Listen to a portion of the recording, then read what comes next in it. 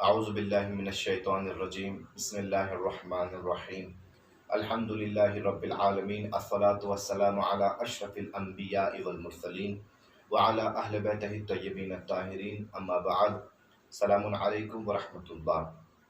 آج ماہ رمضان المبارک کے 19ویں دن کی دعا اور اس کی مختصر تشریح آپ کی خدمت میں پیش ہے۔ بسم اللہ الرحمن الرحیم اللہم وفر فیہ حظی من برکاتہ۔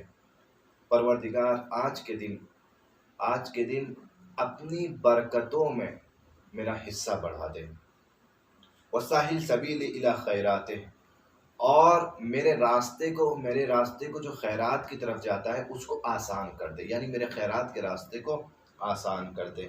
ولا تحرمنی قبول حسناتہ، اور میری نیکیوں کو قبول کرنے سے محروم مجھے نہ کر۔ یا ہادین الی الحق المبین، اے حق مبین کی طرف ہدایت کرنے والے۔ 3 اہم دعا ہم آج کے دن اپنے خدا سے مانگ رہے ہیں۔ پہلی دعا ہمارا وفر حظی من برکات، برکتوں میں ہمارا حصہ بڑھا دے۔ انسان زندگی میں برکت ہر چیز میں چاہتا ہے، مال میں برکت چاہتا ہے، عمر میں برکت چاہتا ہے اور دوسری چیزوں میں برکت چاہتا ہے۔ اور آج کے دن سب سے پہلی دعا یہی ہے کہ پروردگار برکتوں میں میرا حصہ بڑھا دے، مجھے زیادہ برکتیں عطا کر۔ تو یقیناً انسان ان اعمال کو دیکھے اور ان اعمال پہ نظر کرے کہ جن اعمال کے ذریعے سے گھر میں خیر و برکت آتی ہے۔ یعنی یہ دعا فقط دعا نہیں ہے بلکہ ایک سوال ہے، اور وہ سوال یہ ہے کہ کیا ہم ان چیزوں کو انجام دے رہے ہیں کہ جن چیزوں کے ذریعے سے گھر میں خیر و برکت آتی ہے۔ مثلا اسباب خیر و برکت بہت سی کتابوں میں لکھے ہوتے ہیں، مثلا گھر میں یہ چیز کریں، یہ چیز کریں، یہ چیز کریں، گھر میں برکتیں آئیں گی۔ مثال کے طور پر گھر میں بآواز بلند آذان کہنا، یہ ایک سبب ہے کہ جس کے ذریعے سے گھر میں برکت آ سکتی ہے۔ جب انسان نماز پڑھے، مصلی پہ کھڑا ہو تو بآواز بلند آذان کہے، اس کے ذریعے سے گھر میں برکت آ سکتی ہے۔ مثلا گھر میں صاف صفائی کا خیال رکھنا، اس کے ذریعے سے بھی گھر میں برکت آ سکتی ہے۔ اور دوسرے اسباب خیر و برکت جو بیان کیے گئے، مثلا تلاوت قرآن زیادہ سے زیادہ کرنا، نوروا بیوتکم بتلاوت القرآن، اپنے گھروں کو منور کرو، کس کے ذریعے سے؟ قرآن کی تلاوت کے ذریعے سے۔ یعنی جب ہم قرآن کی تلاوت کریں گے تو ہمارے گھر میں ایک روشنی ہوگی، معنوی روشنی ہوگی، ہمارے گھر میں وہ نور آئے گا۔ یہ اسباب خیر و برکت ہیں، ان کے ذریعے سے ہمارے گھر میں برکتیں آئیں گی۔ لیکن اس کے برعکس کچھ چیزیں ایسی ہیں کہ اگر ہم ان چیزوں کو انجام دیں تو وہ اسباب نحوست کہلاتی ہیں، یعنی وہ گھر میں آنے والی برکتوں کو روک لیتے ہیں۔ لہٰذا ہماری پہلی دعا تو یہ ہے کہ ہمیں ہمارا برکتوں میں حصہ بڑھا دیں، لیکن اس کے ساتھ ساتھ ہم ان اعمال کو انجام دیں اور ان کاموں کو انجام دیں کہ جن کاموں کے ذریعے سے گھروں میں برکت آتی ہے، اور ان کاموں کو ترک کریں کہ جن کاموں کی وجہ سے گھروں میں آنے سے برکتیں رک جاتی ہیں۔ یہ تو گھروں کی برکتوں کی بات ہوئی۔ انسان کی زندگی میں برکت کیسے آئے؟ مثلا میں چاہتا ہوں میری عمر میں برکت آئے، میں زیادہ دنوں تک زندہ رہوں، مثلا میری عمر طولانی ہو جائے۔ بہت سے لوگوں کی دعا ہوتی ہے کہ پروردگار طول عمر عطا فرما۔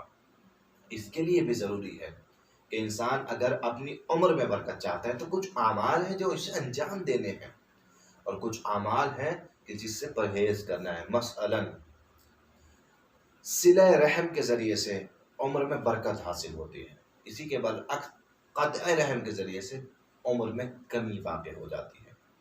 اسی طریقے سے اور بھی اعمال ہیں، انسان ان اعمالوں کی طرف متوجہ ہو تاکہ ان برکتوں کو اپنی زندگی میں دیکھ سکیں۔ دوسری دعا یہ ہے وساہل سبیل الی خیراتہ، اور پروردگار خیرات کے میرے راستے کو آسان کر دے، میری سبیل کو آسان کر دے۔ یقیناً خیرات ایک عظیم عبادت ہے، خیرات ایک بڑا عظیم کام ہے، لیکن بڑا مشکل بھی کام ہے، اور ہم یہی چاہ رہے ہیں کہ ہمارے اس مشکل کام کو آسان کر دے۔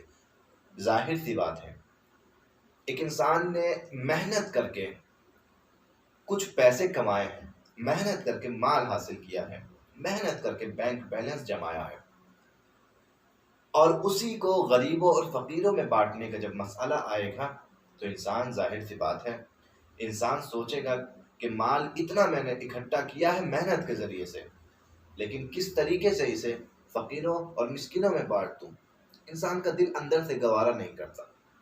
لیکن وہیں ایک مومن اور ایک متقی انسان یہ سوچتا ہے کہ جو میں نے اکٹھا کیا ہے اسے مجھے دوسروں تک بھی پہنچانا ہے۔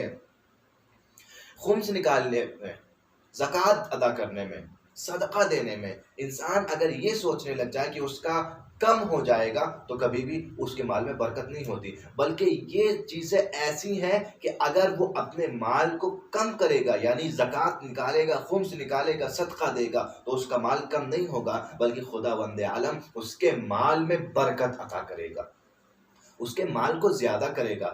دو بھائیوں کی داستان ضرور سنی ہوگی، دو بھائی جس میں سے ایک بھائی کنوارا اور ایک بھائی شادی شدہ تھا، اور دونوں مل کر کشاورزی کرتے تھے، کھیتی کرتے تھے، اور گندم کی کھیتی دونوں بھائی مل کر کرتے تھے۔ جب ایک وقت دونوں بھائی بیٹھے اور آپس میں گندم کو تقسیم کرنے لگے تو دونوں نے برابر برابر حصہ تقسیم کیا، لیکن پہلے بھائی جو چھوٹا بھائی ہے اس کے ذہن میں یہ بات چل رہی ہے کہ میں تو اکیلا ہوں، لہٰذا یہ حصہ میرے لیے کافی ہو جائے گا، لیکن میرا بڑا بھائی اہل و عیال والا ہے، ہو سکتا ہے اس کے لیے یہ حصہ کافی نہ ہو۔ بڑے بھائی کے ذہن میں بات چل رہی تھی کہ میں تو اہل و عیال والا ہو گیا، میرے لیے ہو سکتا ہے یہ حصہ کافی ہو جائے، لیکن میرے بھائی کو ابھی شادی بھی کرنی ہے، اسے زیادہ مال کی ضرورت ہے، ہو سکتا ہے اس کے لیے یہ حصہ کافی نہ ہو۔ دونوں ایک دوسرے کے لیے یہی سوچ رہے تھے۔ ایک مرتبہ چھوٹے بھائی کو کچھ کام ہوا، وہ اپنے حصے کو چھوڑ کے گیا، بڑے بھائی نے اپنے حصے میں سے، اپنے گیہوں میں سے کچھ گیہوں چھوٹے بھائی کے گیہوں میں ملا لیے کہ چھوٹے بھائی کو پتہ نہ چلے کہ میں نے اس کے گیہوں اضافہ کر دیے، میں نے اس کے گیہوں میں اپنے گیہوں ملا دیے۔ اب تھوڑی دیر بعد بڑے بھائی کو کچھ کام سے جانا پڑا، ادھر چھوٹے بھائی نے یہی سوچا کہ میں اپنے بڑے بھائی کے لیے نیکی کروں، خیرات کروں، اپنے گیہوں میں سے کچھ حصہ بڑے بھائی کے گیہوں میں ملا دیا، یعنی دونوں نے اپنی طرف سے نیکی اپنے بھائی کے لیے انجام دی۔ نتیجہ یہ کیا ہوا؟ اللہ نے حکم دیا، جبرائیل ان دونوں کے مال کو دو برابر کر دو، ان دونوں کے مال میں برکت دے دو۔ یہ برکت کیوں حاصل ہوئی؟ دراصل یہ برکت ذریعہ تھی، اس عمل کی وجہ سے آئی تھی کہ جو ان دونوں نے ایک دوسرے کے لیے انجام دیا تھا۔ یعنی انسان یہ نہ سوچے کہ اس کا مال کم ہو جائے گا، بلکہ خدا کو یہ عمل پسند آئے گا، اور خدا اسی کم ہونے کے ذریعے سے اس کے مال میں بے انتہا اضافہ کرے گا۔ یہ بات یقیناً ہمارے لیے سمجھنا ضروری ہے کہ کبھی بھی مال جانے سے کم نہیں ہوتا، بلکہ راہ خدا میں مال جانے سے بڑھتا ہے، اور اگر نہ بھی بڑھے تو آپ کا حصہ آخرت میں محفوظ ہو جاتا ہے۔ وَلَا تَحْرِمْنِي قبول حسنات، اور مجھے محروم نہ کر میرے نیکیوں کو قبول کرنے سے، یعنی میرے نیکیوں کو قبول کر، مجھے اس قبولیت نیکی سے محروم نہ کر۔ نیکیوں کو انجام دے لینا یہ ایک مسئلہ ہے، لیکن قبول کرنا یا نہ کرنا یہ خدا کا مسئلہ ہے۔ ہم یقیناً نیکیوں کو اپنے طریقے سے انجام دیتے ہیں، لیکن اس کے بعد ہمارا فرض ہے کہ پروردگار سے دعا کریں، ربنا تقبل منا، ہماری طرف سے اس کو قبول کر لے۔ یہ ناچیز نیکی یقیناً بہت چھوٹی سی نیکی ہے ہماری طرف سے، لیکن اگر تو قبول کرے گا تو اس نیکی کے ذریعے سے ہماری زندگی میں خیر و برکت آ سکتی ہے۔ تو اس دعا کے ذریعے سے ہم اصل خیر و برکت طلب کر رہے ہیں، لیکن اس خیر و برکت کے ذریعے خیر و برکت کو طلب کرنے کے بھی ہمیں اسباب اور اعمال دیکھنے ہیں۔ یقیناً ہم ان کاموں کو انجام دیں کہ جن کے ذریعے سے زندگی میں خیر و برکت آتی ہے، یقیناً ہم ان واجبات کو انجام دیں، یعنی خمس و زکوٰۃ کو، کہ جو ہمارے اوپر واجب ہے، اور یہ سوچیں کہ جو مال ہم خدا کی راہ میں خرچ کریں گے پروردگار اس کو بڑھا کر ہماری زندگی میں عطا کرے گا۔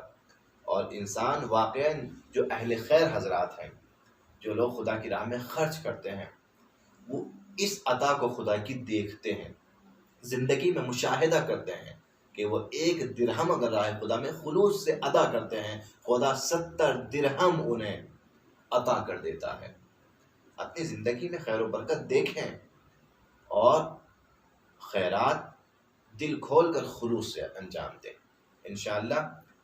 اسی کے ساتھ میں ہم آخر میں یا ہادین الی الحق المبین، دعا یہ ہے کہ پروردگار ہمیں ہماری ان دعا کو قبول کر، اے ہادی، اے ہدایت کرنے والے، اس راستے کی طرف، الی حق المبین یعنی حق مبین کی طرف ہدایت کرنے والے۔